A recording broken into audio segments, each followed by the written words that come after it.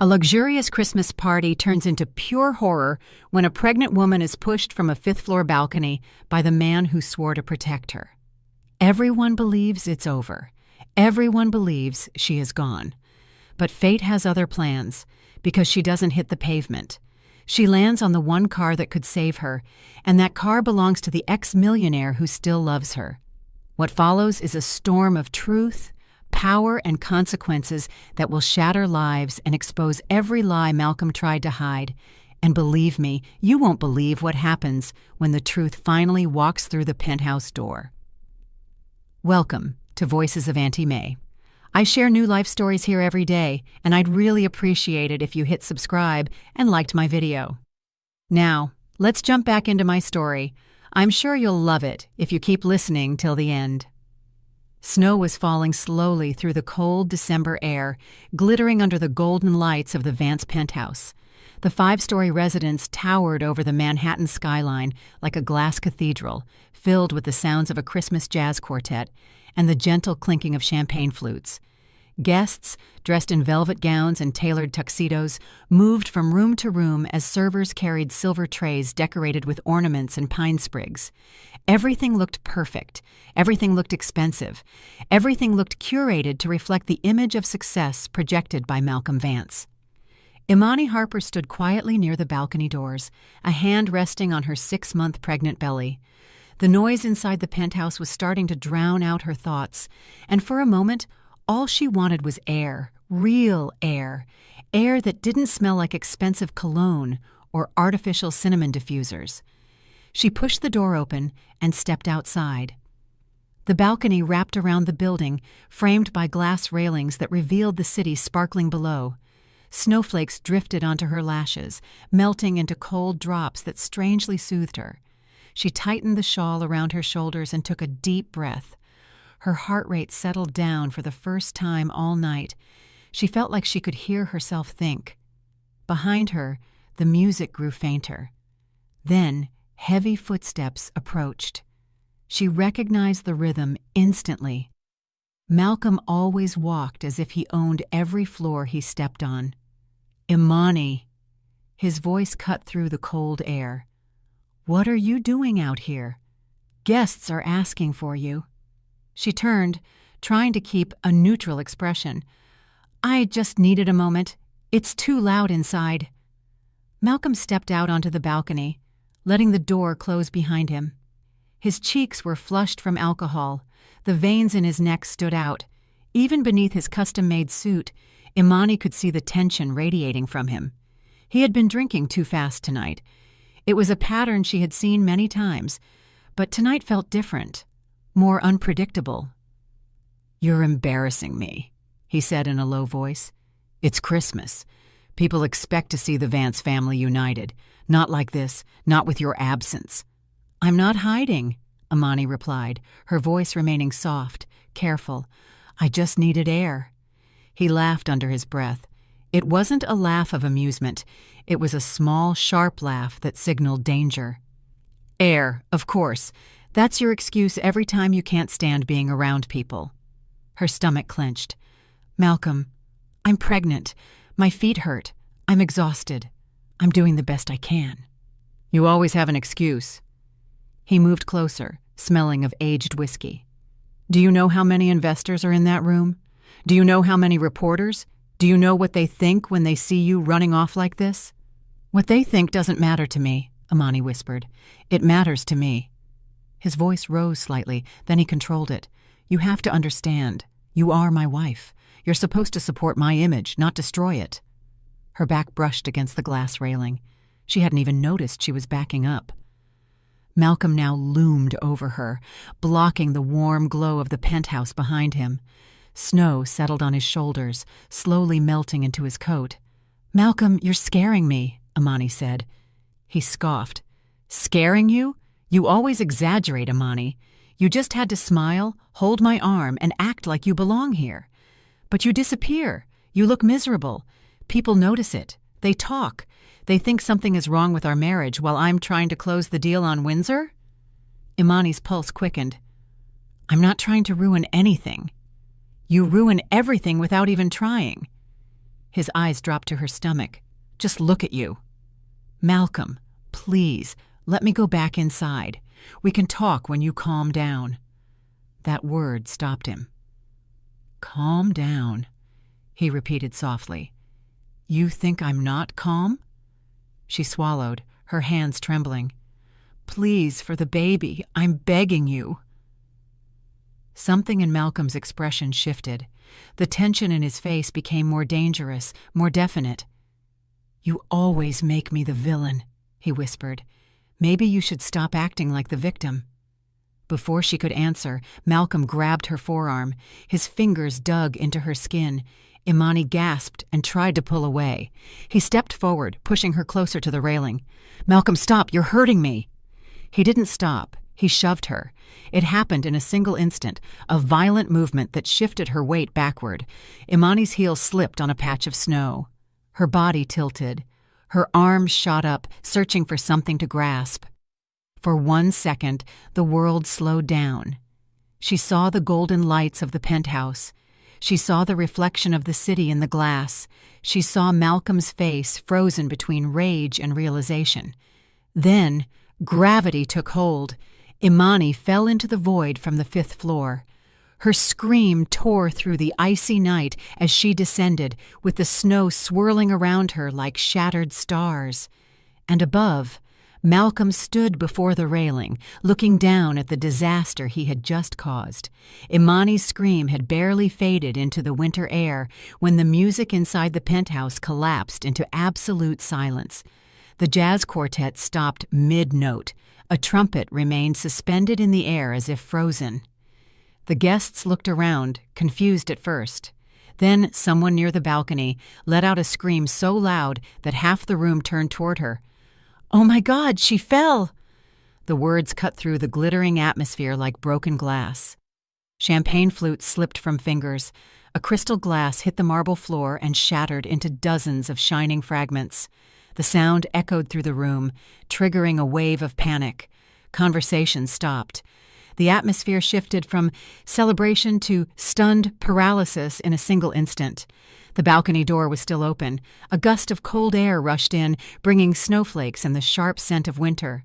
Tanisha Boyd, who was closest to the entrance, clung to her sequined purse. Her painted lips were parted in an expression of feigned shock, but a different kind of flash appeared in her eyes, something darker, something akin to satisfaction. It was hidden so carefully that only a very attentive observer would have noticed. "Someone call 911, a man shouted. His voice cracked as he pushed guests toward the railing. A group of people rushed outside. They stepped onto the accumulated snow on the balcony, their breath turning to vapor. When they looked down, some immediately recoiled and covered their mouths. Others leaned over, trying to comprehend what they were seeing on the icy street below. "She's alive," a woman whispered, trembling. "I heard something. Something hit a car," another replied in a low voice. Phones were raised instinctively, screens lighting up as guests zoomed in on the scene. Some switched to video mode, others activated the flash. Several people typed emergency messages to 911 with trembling hands full of adrenaline. Inside the penthouse, the atmosphere grew heavier. Voices rose in uneasy waves. Some guests cried. Others murmured prayers. A group near the Christmas tree huddled together, staring at the balcony with wide, frightened eyes.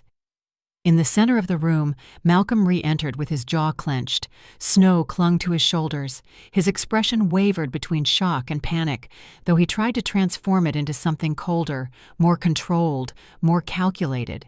He ran a hand through his hair and inhaled deeply, as if trying to compose himself before anyone noticed the tremor in his fingers.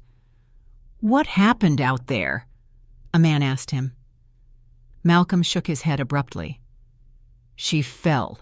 She slipped on the snow." His voice was firm, too firm. He spoke as if he needed to convince himself more than the others. "Imani has been unstable lately," he continued. "You all saw how stressed she was. You know she's been struggling a lot. She must have lost her balance." Several guests exchanged glances. Some didn't believe him. Others were too stunned to think. A few were too afraid to say anything. A few cautiously nodded, desperately clinging to an explanation that made sense of the chaos. Tanisha approached Malcolm and gently placed a hand on his arm. Her tone was soft, dripping with drama. "Malcolm, this is terrible. I'm so sorry. We all saw how emotional she was tonight. Maybe she just needed help. Maybe she needed rest." Her performance convinced several guests. They watched the elegant woman console the powerful host, and for a moment the attention shifted from the tragedy to the spectacle of Tanisha's compassion. Cameras turned toward them. Flashes flickered. Some guests started murmuring again, this time about the closeness between the two. Malcolm slightly withdrew his arm, not wanting to appear too close to her in front of everyone. His eyes moved toward the balcony. "Everyone needs to stay inside," he ordered. "Don't go near the railing. The police will be here soon." His words only intensified the unease. People gathered in small groups, whispering and reviewing what they had seen. A young woman remained near the balcony door, her hands trembling as she held her phone. Her face was pale. She had been very close when Imani fell and couldn't shake the image of Imani's body leaning backward into the snowy darkness. "I saw her reach out," she whispered to her friend. It looked like she was trying to stop herself. Her friend replied in a shaky voice, "Maybe she slipped. Maybe the snow made her fall. We have to wait for the police." "Maybe," the first woman said, but her eyes remained fixed on Malcolm with suspicion. On the balcony, some guests were still looking down at the street. Their expressions turned from horror to confusion. Something didn't fit. Something about the way Imani had landed. Something about the large, dark spot beneath her. "She looks like she hit a car," someone murmured. "I think she crumpled the hood." "Whose car is that?" "I don't know, but thank goodness it was there." Another person zoomed in with trembling fingers. "I think I see movement. She might be alive." A collective gasp went through the balcony. The hope that Imani had survived spread like an electric shock. The possibility that she was still breathing added a new level of tension to the already chaotic atmosphere. Some guests rushed back inside to deliver the news, but instead of relief, they caused even more confusion. The idea that Imani had survived meant questions were coming. Many questions. Statements, police interviews, video requests. Everyone understood the implications, and Malcolm looked terrified. He swallowed. His face lost color for an instant before he recomposed himself. He placed a hand on the back of a chair to control his breathing. His eyes sought Tanisha. She watched him intently, and her smile faded as she noticed his panic. Malcolm whispered, "What if she really is alive?" He didn't wait for a response because the truth hit him harder than the freezing wind. If Imani survived, everything he planned to say would collapse. Outside, sirens wailed in the distance, growing closer until they blended with the anguished silence of the guests inside the penthouse. And everyone understood that the night had only just begun. The sirens hadn't reached the building yet when Malcolm moved deeper into the penthouse, away from the balcony, as if distance could erase the truth of what he had just done. The room was still reeling from shock. Guests whispered in small groups, their faces pale beneath the warm glow of the Christmas lights. Even the jazz musicians remained motionless beside their instruments, unsure whether to stay or flee. Malcolm ran a hand across his face, smoothing his expression into something calmer, something rehearsed, something that could pass for sadness if viewed from afar. He had worn a mask for most of his life. Tonight was just another moment to use it. "Please, everyone," he said, raising his voice so the nearest guests could hear. "Don't panic. It was an accident. Imani has been under a lot of pressure lately, and she was overwhelmed." A few people looked at him with wide eyes. Some nodded automatically, more out of fear than conviction. Others whispered among themselves, trying to reconcile what they had seen with the explanation he offered. A woman in a red satin dress approached cautiously. "Malcolm, she didn't look overwhelmed," the woman said. "She looked terrified." Malcolm forced a sympathetic smile. "It's Christmas." She was emotional. The baby, the pressure. You know how these things can be. hormones, and exhaustion. The woman's brow furrowed, but she said nothing else. She stepped back, doubt visible in her eyes. Malcolm exhaled slowly. One person less, many more to convince.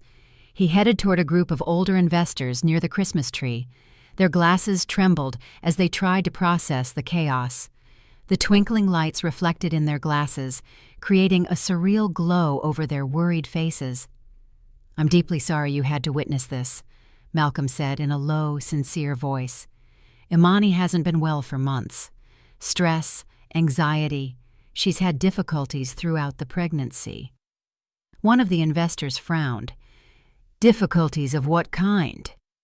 Malcolm hesitated for just a second, enough for his lie to sound real. "Emotional changes, fainting spells. She even told me she felt like she might fall earlier tonight. I should have kept a closer eye on her." The investors exchanged glances. None of them fully believed him, but none dared to challenge him. He was still the host, the man who signed their contracts, the millionaire who ran projects they depended on. Tanisha appeared by his side and rested a light hand on his arm. The gesture was small, but her presence sent ripples through the room. People always noticed her. "Malcolm," she whispered softly, loud enough for those nearby to hear. "I know this is devastating for you. You tried so hard tonight. You really did." Her voice trembled with a perfectly calculated tone of compassion. Her eyes shimmered as if they were about to fill with tears. It was an act, but a very convincing one. Some guests nodded sympathetically, believing they were watching a couple united in tragedy when they were actually observing two accomplices. Malcolm tensed. He didn't want to appear too close to Tanisha right now, but he knew her performance helped reinforce the story he needed to sell. "We must wait for the police," he told her in a low voice, "and remain calm." "Of course," she replied with a slight nod. "Whatever you need." On the other side of the room, the young woman who had been near the balcony wiped tears from her eyes. Her friend held her by the shoulders. "I swear, she reached out," the young woman said, her voice trembling. "She didn't jump. She didn't slip. She reached out like she was trying to stop herself." Her friend looked around nervously. "Don't say that too loud. Malcolm is listening." "I don't care if he hears me," the young woman whispered fiercely. "Something was wrong. I saw her face just before she fell." Malcolm heard her. Despite the distance, her words pierced him like a shot. Panic tightened his jaw. He needed to regain control. He needed to shape the narrative before more questions arose. He approached them with a composed expression. "Are you two okay?" he asked gently. The young woman stiffened. "I saw her reach out." Malcolm nodded, as if comforting a distressed child. "Of course she reached out. Anyone would if they slipped. Imani got too close to the railing. The snow on the balcony made it dangerous. I asked her to come inside. She didn't listen." "That's not what it looked like," the young woman responded. Her voice trembled, but her eyes remained steady. Malcolm leaned in a little closer. "You're shocked. We all are. No one is thinking clearly right now." He placed a hand on her shoulder, a gesture meant to be reassuring, but firm enough to remind her of his power. The young woman held her breath. Her friend gently pulled her back. Malcolm straightened up and quickly turned, signaling to his head of security with a slight nod. "Check the cameras," he ordered in a low voice. "Delete everything from the balcony and the hallway." Now the guard hesitated. "Sir, the police might want—" "Do it," Malcolm growled. "Before they arrive, we can't let this turn into a scandal." The guard reluctantly nodded and hurried toward the security office. Near the fireplace, guests murmured uneasily. "He wants to delete the cameras? We should say something. Are you crazy? He could ruin any of us." Fear spread through the room like smoke. Everyone understood what Malcolm was trying to do, but no one dared to oppose him. Not yet. Tanisha watched him from across the room. For the first time that night, her eyes showed worry. Not for Imani, nor for the baby, but for herself. She could see the desperation in Malcolm's movements, the intensity, the cracks in his control. "Malcolm," she said, approaching him again. "People are starting to question your story. Maybe we should think this through better." He glared at her. "Let me handle it." She pressed her lips together before replying calmly, "I'm just saying, if she survived—" "Don't say that," Malcolm spat. "She is not alive." But his certainty vanished for a moment, replaced by pure terror. The sirens blared louder. Red and blue lights flickered against the glass walls. The penthouse became a stage, and everyone in it waited for the curtain to rise. Malcolm inhaled deeply and put his mask back on. He had rewritten the story. Now he needed everyone to believe it. But outside on the street, the truth was already taking shape, and it was much stronger than the lies he was trying to construct within his glittering, sinking world. Tanisha had always loved attention. She lived for the way eyes followed her when she entered a room, for the whispers that swirled around her, for the envy that bloomed like dark flowers in the expressions of other women. Tonight, despite the chaos, she felt that familiar thrill return. The tragedy had shaken the penthouse, but it had also created an opportunity for her, a space where she could step forward as the woman beside Malcolm, the woman he trusted in a time of crisis, the woman who would soon replace Imani completely. She smoothed her silver dress and breathed slowly, preparing her posture like an actress about to walk on stage. Snowflakes drifted in through the open balcony door, cooling the air and giving the room a slight shimmer. Guests clustered together with concern. No one noticed Tanisha at first. She planned to change that. Her heels resonated on the marble as she advanced toward the center of the room. A few people looked up. She offered a small, sympathetic smile, a smile that suggested she was suffering too, a smile that hinted she was part of an intimate pain that only Malcolm understood. Her performance was delicate, controlled. She walked the thin line between sorrow and discreet superiority. "Is everyone all right?" Tanisha asked in a soft voice. "It's been a terrible night. Malcolm is heartbroken." One of the men cleared his throat. "This is all very shocking." "Yes," she replied, letting her voice tremble slightly. "Imani wasn't well. Malcolm tried so hard to help her. He always put her needs first." The men exchanged glances. Her words planted seeds, small seeds of a narrative, seeds that Malcolm desperately needed to grow in the guests' minds. Tanisha tucked a strand of hair behind her ear. "He feels responsible, even though it wasn't his fault. I keep telling him he couldn't have foreseen something like this." She paused briefly for the idea to sink in. Then she smiled politely and added, "He's not alone." Several eyebrows rose.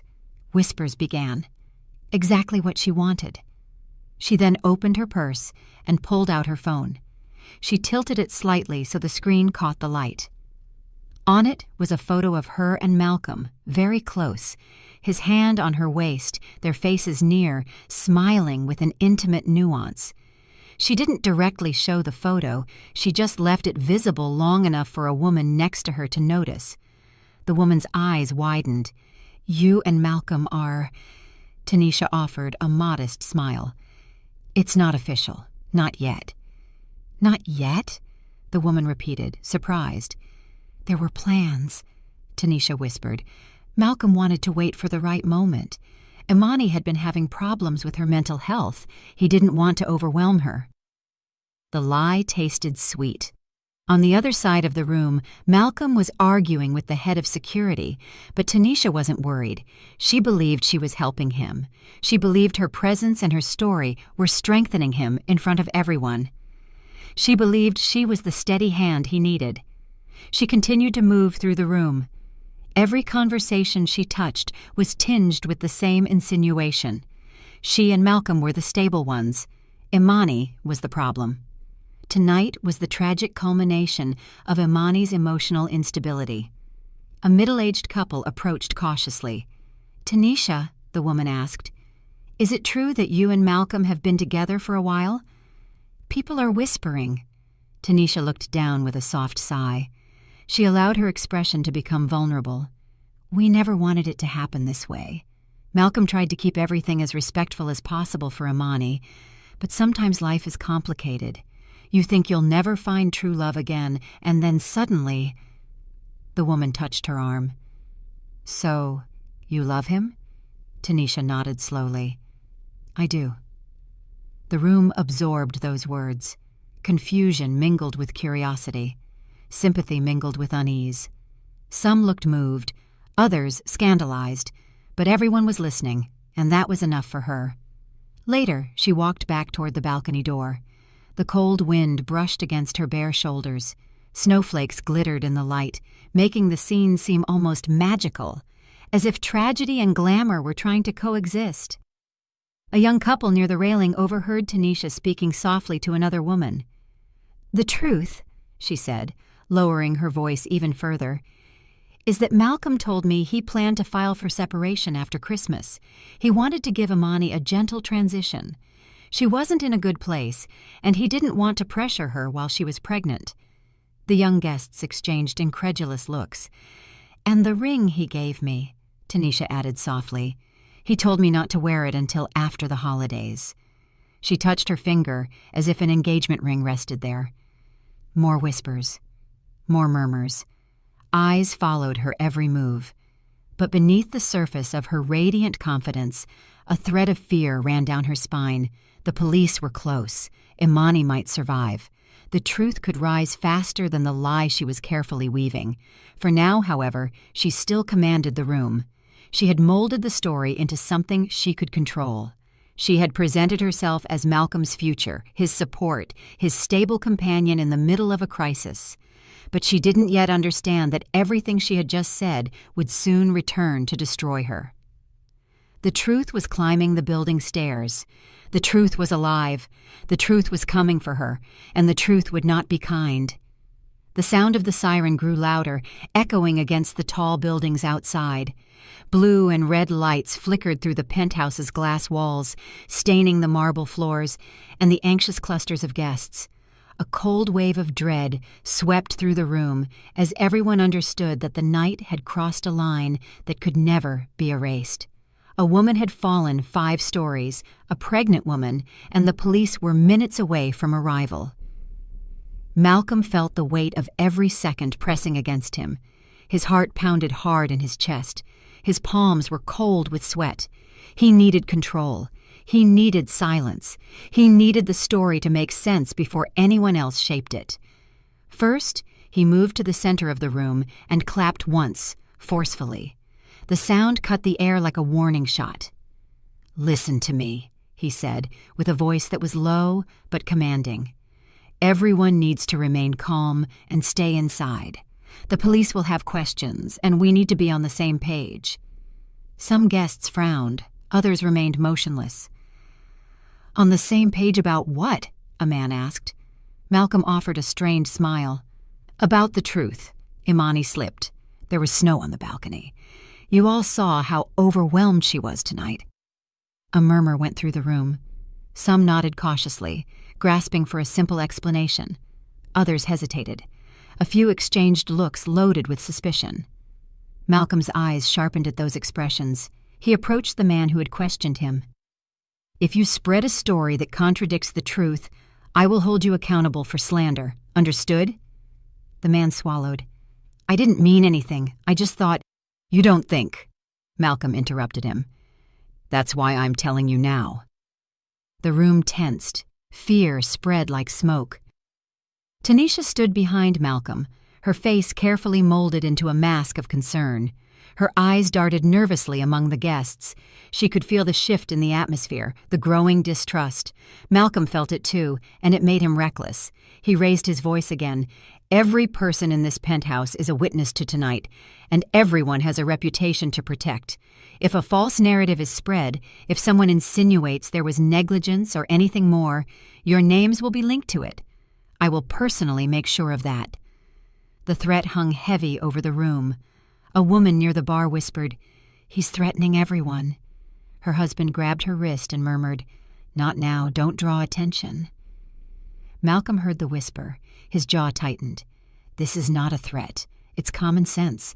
There are cameras in the lobby. This will be a media spectacle. If you want your faces on the news for lying about a tragic accident, go ahead. But if you respect yourselves, keep silent and wait for the facts." He pronounced the word facts with calculated emphasis, as if his version was the only possible truth. The head of security approached urgently. "Sir, the police are at the main entrance." "Don't let them up," Malcolm ordered. "Tell them I'll go down to speak with them." The guard hesitated. "They said it's urgent. She might still be alive." The room reacted instantly. A few people brought their hands to their mouths. Tanisha held on to the back of a chair. Several guests exchanged alarmed glances. The possibility that Imani had survived changed everything. Malcolm felt his blood freeze. "She's alive," the guard repeated softly. "They are trying to stabilize her." Malcolm stared at him, unable to respond for a second. His heart hammered harder. Panic rose inside him like a tide. If Imani survived, she could talk. She could accuse him. She could destroy him. He turned toward the crowd, trying to appear stable. "Everyone remain calm. This changes nothing. Imani probably fell onto something that cushioned the fall. Nothing more." But the guests no longer looked at him with uncertain sympathy. They looked at him with suspicion, with doubt, with the sense that the story he had told was not the whole truth. Malcolm instantly perceived the change. He took a step forward and raised his voice. "I want to make this clear. If anyone speaks to the police before I explain the situation, I will take legal action. I will personally make sure to trace every lie back to its source." A man near the windows confronted him, his voice trembling with anger. "Why are you trying to control what people say? If it was really an accident, what does it matter who speaks first?" Malcolm's eyes flashed with fury. "Because people panic, people distort, and some of you don't even know what you saw." A woman stepped forward. "I saw her reach out. That didn't look like a slip." The room fell silent. All eyes turned to her. Malcolm approached slowly with a thin, dangerous smile. "You're distraught," he said in a soft voice. "I understand, but you will not repeat that to the police. It is inaccurate and dangerous." "What's dangerous is you telling us what we can or cannot say," she responded, her voice trembling but firm. Malcolm leaned in slightly. "Don't tempt me, ma'am." Several guests flinched. Tanisha looked away, pretending not to have heard. Malcolm straightened up and spoke to the entire room. "I built my reputation from the ground up. I've funded half the charities in this city. I've invested in some of your companies, and I'm telling you now, if anyone invents stories that harm me or my family, you will regret it."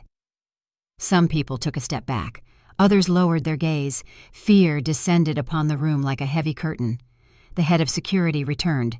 "Sir, the police insist. They are already coming up." Malcolm clenched his fists. "Fine, but no one says a word until I explain the truth." He looked around, examining every face in the penthouse. He saw fear, he saw doubt, and for the first time that night, he saw something else. People were beginning to slip from his control. Outside, the police were seconds away from knocking on the penthouse door, and Malcolm's world was beginning to crack. The elevator gave a faint chime, and all conversations inside the penthouse crumbled into a terrified silence. The polished steel doors slid open, revealing 2 police officers, a paramedic, and the building manager. Red and blue lights from the street flickered against the walls, bathing the room in an uneasy glow. The festive decorations, the glittering tree, the champagne fountains, all of it now looked grotesque. Christmas cheer had become a backdrop for catastrophe. Malcolm inhaled deeply and took a step forward as if welcoming honored guests. He straightened his jacket and forced a calm smile, though the tension in his jaw betrayed him. "Officers," he said courteously, "thank you for coming. It was a terrible accident. I can explain everything." The lead officer, a tall woman with penetrating eyes, raised a hand. "We'll speak with you in a moment. Right now, we need to confirm information about the victim. I understand she is your wife."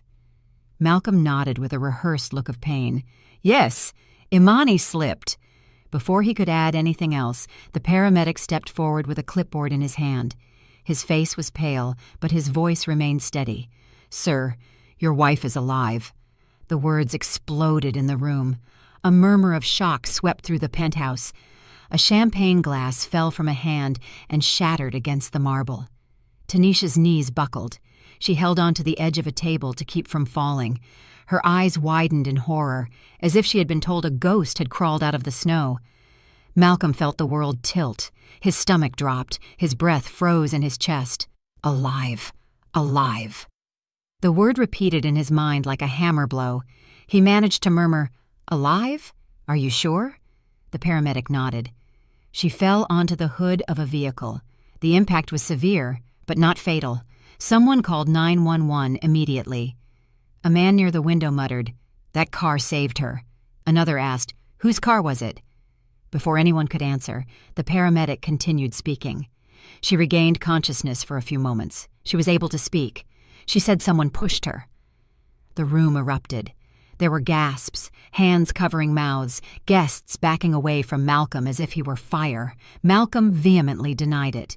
"She's confused. She must be confused. She slipped. I told her to come inside." The officer moved a little closer. "You said she slipped, but we haven't finished collecting statements. Several guests reported seeing something different." Malcolm's face tensed. "What guests? What did they see?" The officer's eyes swept over the crowd behind him. Some people lowered their gaze. Others watched him with open fear. A few looked ready to speak. Tanisha tried to regain control. She walked toward Malcolm, gently taking his arm, and spoke in a soft voice full of false sadness. "Imani was very emotional. You have to understand. She's been suffering. Malcolm did everything he could to help her." A woman near the balcony responded forcefully. "Stop lying! You were bragging 10 minutes ago that you were seeing him." The room froze. Tanisha's cheeks flushed. She immediately turned, and her mask of false sorrow cracked. "That's not true. I never said that." "Yes, you did," another guest replied. "We all heard you. You showed pictures of you and Malcolm. You said you had plans. You said he was going to file for separation." Tanisha's hands trembled. She took a step back. Her performance collapsed. The officers observed every detail. Malcolm's fury erupted. "Everyone calm down. You're twisting things. None of this helps Imani." But no one was listening to him. The story he had tried to build was crumbling before his eyes. The officer addressed the guests. "Anyone who saw or heard anything relevant, we will speak with you privately." Malcolm shouted, "They don't know anything. Half of these people are drunk." The officer stared him down. "You are attempting to influence witnesses." The air was tight. The atmosphere closed like a rope around everyone's neck. Malcolm quickly denied it. "No, I'm trying to protect my wife." "That is our job," the officer replied. He opened his mouth to speak, but the building manager stepped forward with his phone raised. "Officer, the security system saved a backup copy of the lobby and exterior cameras. Someone tried to delete the balcony video, but they weren't successful. It's still recoverable." Malcolm froze. Every muscle in his body petrified. The guests gasped in horror. Tanisha covered her mouth. The officer looked back at Malcolm. "Who ordered the video to be deleted?" Malcolm looked at the crowd, then at Tanisha, then at the officer. He said nothing. Silence fell over the room like a layer of frost. The paramedic continued speaking, unaware of the emotional chaos he had unleashed. "Your wife is being transported to Mercy General. She asked for someone named Quentin." The room exploded. "What? Who is Quentin?" "She meant Quentin Rhodes, the former tech billionaire." All eyes fixed on Malcolm. The blood drained from his face. The officer raised her eyebrows. "Quentin Rhodes is involved in this?" Malcolm's lips moved, searching for words, but shock stole his voice. The manager added quietly, "The car she fell on is registered in his name." The room erupted again. Guests murmured, gasped, and backed away from Malcolm as if the truth were radioactive. Tanisha denied it desperately. No, this isn't possible. Why would she call him? Why would she say his name?" A guest muttered, "Maybe he was the one who really loved her." The officer firmly raised her hand, ending the chaos. "We need to speak with everyone. No one is allowed to leave the penthouse." Malcolm felt the floor tilt beneath his feet. His lies, his threats, his image, his control, everything he had tried to hold on to was dissolving like melting snow between his fingers. And somewhere in the city, Imani was alive, talking, asking for her ex-billionaire. The humiliation was just beginning. The inside of the ambulance glowed with bright fluorescent lights that flickered every time the wheels hit a bump in the snowy road. The siren outside wailed in the night, echoing against the dark buildings and deserted sidewalks. Inside, Imani lay strapped to the gurney, her body bruised and trembling, but alive. Her breaths came in small waves. Her eyelids fluttered with every twinge of pain. A paramedic stood beside her, checking her vital signs with calm efficiency. The constant beeping of the monitor filled the cramped space. Another paramedic pressed a gauze pad against a cut on her forehead, speaking softly to keep her conscious. "Stay with us, Imani. You're doing great. Your baby is strong. Just focus on breathing." Imani tried to respond, but her voice broke into silence. Her throat was burning. Her chest was tight. The memory of the fall replayed over and over in her mind. The freezing air against her face, the world spinning, the sound of her own scream tearing the night, and above all, the last image she saw before everything went black. Malcolm standing at the railing, his face twisted in anger, his hand still extended. "He pushed me." The certainty struck her again, raw and overwhelming, her vision blurred with tears. "Imani," the paramedic said, leaning over her. "Can you hear me? Squeeze my hand if you can." She lifted her fingers with effort. The paramedic nodded. "Good. You're safe now. We'll be at the hospital soon." Safe. The word felt alien, fragile, hard to believe. She swallowed painfully, forcing her voice out. "My baby. Is my baby all right?" The paramedic smiled reassuringly. "The heartbeat is strong. We are monitoring everything. Just keep breathing." Imani exhaled, trembling. Relief enveloped her gently, like a candle fighting an air current. She closed her eyes for a moment, letting the sound of her baby's heart anchor her. It was the only stable thing in her shattered world. Suddenly, the ambulance door burst open and a gust of icy wind rushed in. Heavy boots climbed the ramp. Imani's eyes snapped open to see a familiar figure leaning over her. Quentin Rhodes wore a dark overcoat with snow accumulated on his shoulders. His breath was visible in the cold air.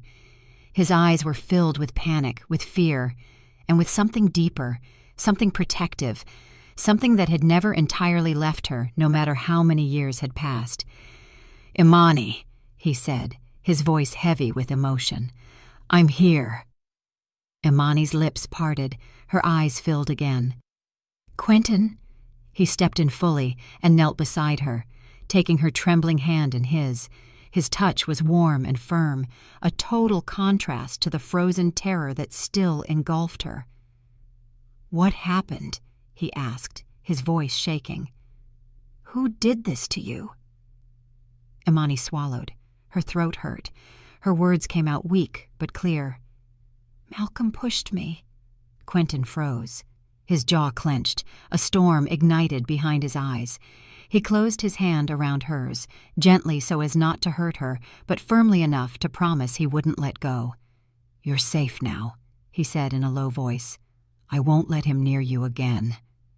The ambulance took a sharp turn. Quentin braced himself with one hand against the wall, while keeping the other intertwined with hers. His presence filled the space, strong and constant.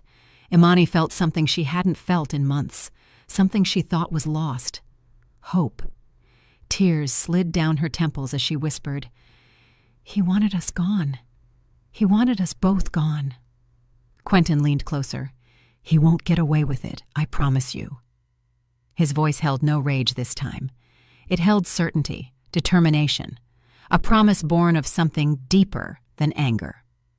The paramedic looked at Quentin without saying anything. He recognized the intensity in his expression. He had seen it in people determined not to let a loved one slip away. Quentin gently brushed a lock of hair from Imani's face. "You're strong. You survived a fall. No one survives. You and the baby are fighters." Imani let out a shaky sob. "I thought I was going to die." "I know," he whispered. "But you're alive, and now everything changes." The ambulance hit another bump. Imani groaned in pain. Quentin squeezed her hand gently. "I won't leave you. I'll be with you until the end." Minutes later, the ambulance slowed as it reached the emergency entrance of Mercy General Hospital. Floodlights illuminated the snowy pavement. Nurses rushed out with a gurney. The back doors opened again, letting in another gust of icy air. The paramedics guided the gurney out. Quentin followed closely, refusing to be separated. "She's conscious," one of the paramedics announced. "Severe bruising, possible rib injury, possible concussion. Pregnancy stable for now." Imani blinked at the bright hospital lights. Everything was blurry. Her vision came and went. She clung to Quentin's voice as he walked beside her. "You're going to be okay. I'm here." Inside the emergency room, doctors surrounded her. Machines beeped. Orders were barked. Her gurney passed between curtains and bright monitors. Quentin stayed by her side until a nurse stopped him. "Sir, we need space. You can wait outside." He nodded reluctantly, letting go of her hand only when absolutely necessary. "Imani, I'm right outside. I'm not leaving." When the curtain closed, Imani felt her strength fading, but she also felt something else stirring inside her, something fierce, something born of survival. She had fallen from the 5th floor. She had hit a car. She had survived. Her baby had survived. The nightmare Malcolm started had failed to destroy her. For the first time in a long time, Imani felt a spark of resistance, a spark of fight. She whispered with trembling lips, "I'm not afraid anymore." Outside the curtain, Quentin stood firm like a guardian, his eyes burning with determination. Malcolm had tried to end Imani's life, but now Imani had someone powerful on her side, and she had her voice back. The penthouse had never felt so suffocating. The warm glow of the crystal chandeliers no longer evoked a festive atmosphere. Now it cast long, distorted shadows on the marble floor, stretching over anxious faces and trembling hands. Guests remained motionless in small groups, whispering fragments of fear they dared not speak aloud. The police had cordoned off the balcony and were preparing to interview witnesses. The building manager continued speaking quietly with the officers, gesturing toward the security room. And then the elevator chimed again. All heads turned. The doors slid open slowly, almost theatrically, as a tall figure stepped forward. The temperature seemed to drop several degrees. Conversations stopped mid-sentence. Breaths caught in throats. Quentin Rhodes walked into the penthouse. He wore a snow-dusted dark overcoat, his face hardened into a cold mask that revealed nothing except a deep, contained fury. His presence changed the balance of the room. People instinctively straightened up. Some moved aside. Others whispered his name in disbelief. "That's Quentin Rhodes, the billionaire. What is he doing here?" Malcolm, who was arguing with some people near the staircase, turned sharply upon hearing his name repeated throughout the room. When he saw Quentin, his eyes widened before he forced them to narrow in an attempt to maintain composure. "What are you doing here?" Malcolm demanded, trying to sound calm. Quentin completely ignored him. He walked straight toward the officers who had arrived minutes earlier. His steps were firm and deliberate. His dark eyes were full of determination.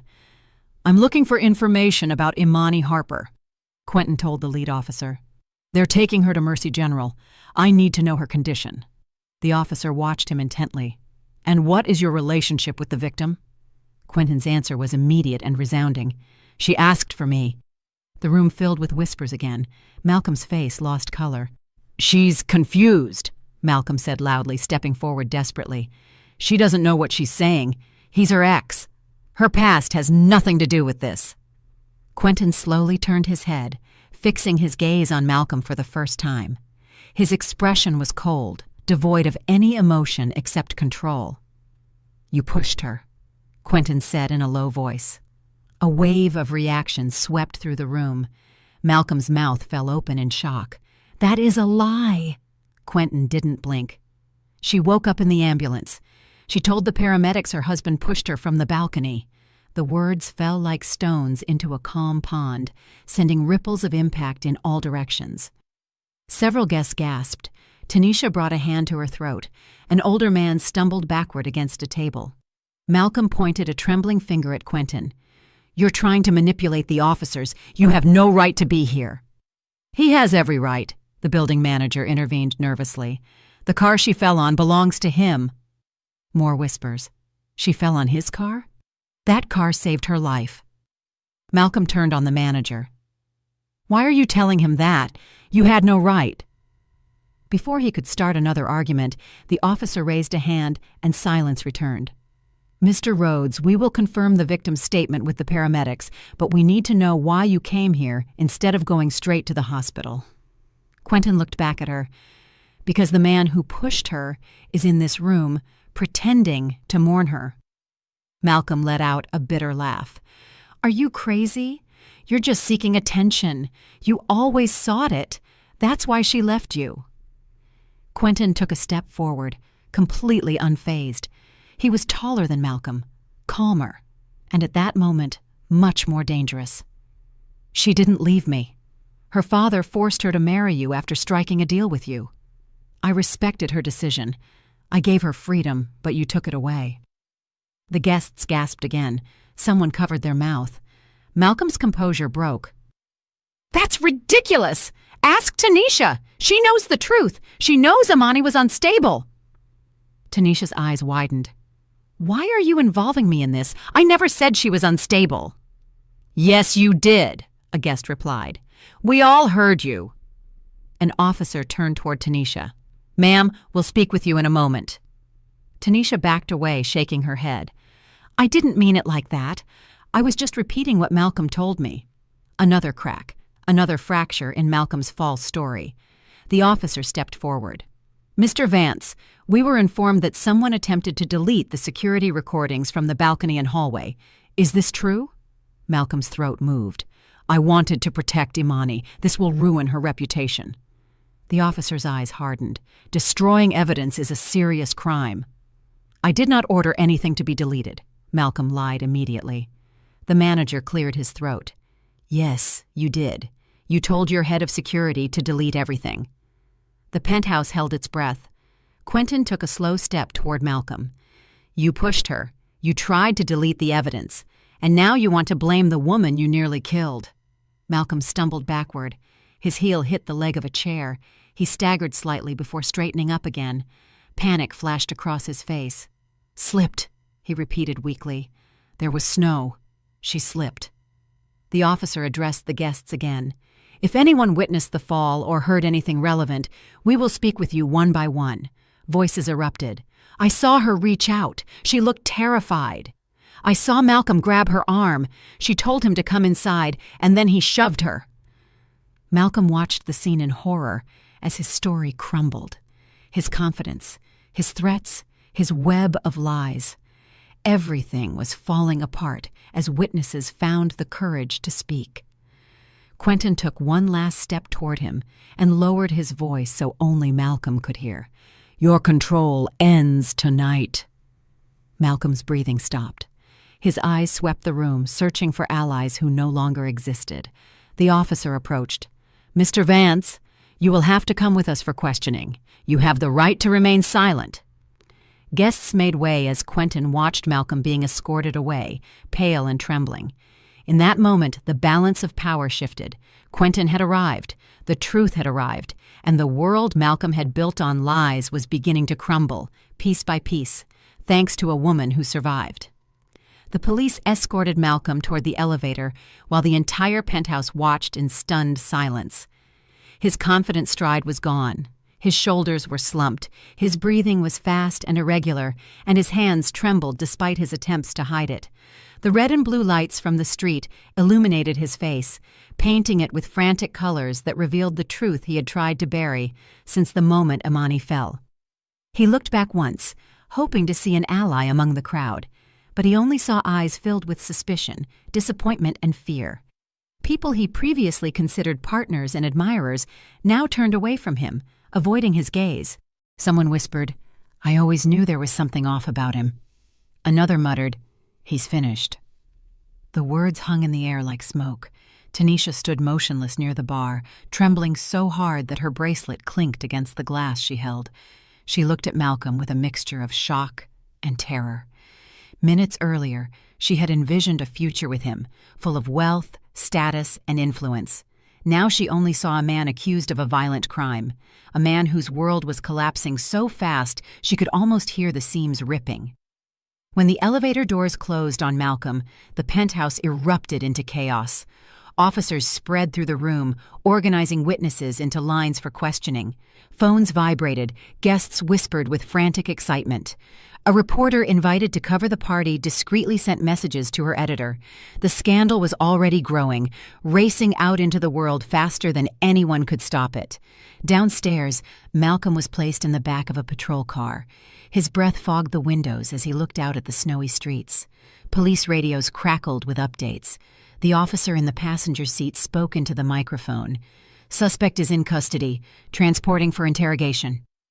Suspect. The word echoed in Malcolm's mind. He had been called many things in his life: entrepreneur, millionaire, visionary, but never suspect, never criminal, never monster. And now every label that defined his life was dissolving like melting ice between his fingers. He clenched his jaw. "I didn't push her," he murmured. "She slipped. She slipped." But the image of Imani reaching out returned to his mind. The shock in her eyes, the fear, and then the fall. The agent driving looked at him in the rearview mirror. "You'll have a chance to tell your side, but if the security video shows what we believe it shows, you're in serious trouble." Trial! The word pierced Malcolm like a blade. Trial meant lawyers, reporters, jury selection, and more recordings. Trial meant everything he had built could be destroyed publicly. Trial meant Imani would have a platform to tell her truth, and that terrified him more than anything else, because Imani was alive. And she remembered. Elsewhere in the city, reporters gathered outside Mercy General Hospital. Cameras flashed, microphones were raised, headlines were prepared. The fall hadn't destroyed Imani, but it had destroyed Malcolm, and the world was just beginning to watch him fall too. The morning light slowly streamed through the windows of Mercy General Hospital, replacing the cold blue darkness with a warm golden glow. It was the first peaceful light Imani had seen in months. The first light that didn't feel like a spotlight pointed at her every mistake. The first light that felt like hope instead of fear. She lay propped up on a pile of pillows, wrapped in a warm blanket, breathing gently as the steady heartbeat of her baby resonated from the monitor beside her. Her body ached in places she didn't know could ache. Her ribs throbbed when she inhaled too deeply. Her arms were covered in bruises. Her forehead bore a delicate cut. But she was alive. Her son was alive. That alone felt like a miracle. Outside her room, reporters waited behind police tape. Volunteer nurses whispered her name with admiration. Social workers passed by to offer aid and resources to protect her. Officers guarded the hallway. Everything around her had changed from danger to safety, from chaos to order, from isolation to support. Quentin stood by the window, his silhouette outlined by the sunlight. He wore a simple sweater and jeans, a stark contrast to the formal coat of the previous night.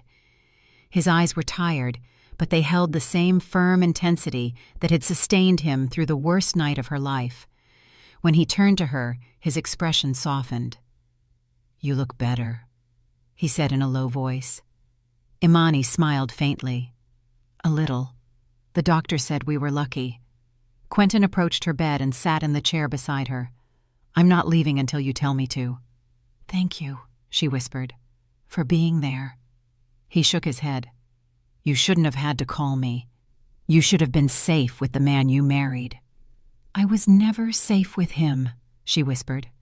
"I know," he replied, wiping a tear from her cheek. "But you are safe now. The police have everything they need. The recordings, the witnesses, the security logs. He won't be able to lie this time." She nodded slowly. "I know. I heard the officers a while ago. They said they're charging him with attempted murder." "That's right," Quentin confirmed. And they're interrogating Tanisha, too. She knew more than she admitted. She'll have to face her own consequences. Imani exhaled deeply. The weight she had carried for so long began to slide off her, piece by piece. For the first time, she could imagine a life without Malcolm's voice in her ear, without his anger, without his control, without the constant fear of disappointing or provoking him. A nurse entered with a warm smile. "Good morning, Imani. Your vitals are strong. Your baby is stable." "Thank you." Imani felt grateful. The nurse left the room. Home. The word hung in her mind. But the penthouse was not a home. Life with Malcolm was not a home. She needed something new, a place where fear couldn't reach her, a place where she could breathe again. Quentin noticed her hesitation.